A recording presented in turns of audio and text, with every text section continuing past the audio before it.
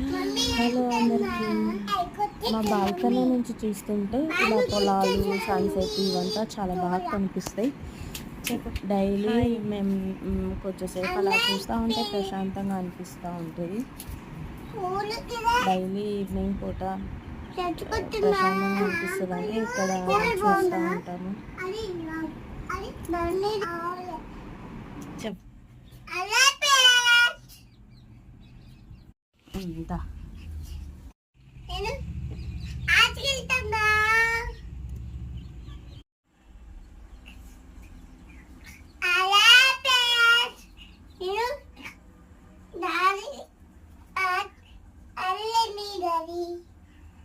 పాడికెళ్తున్నా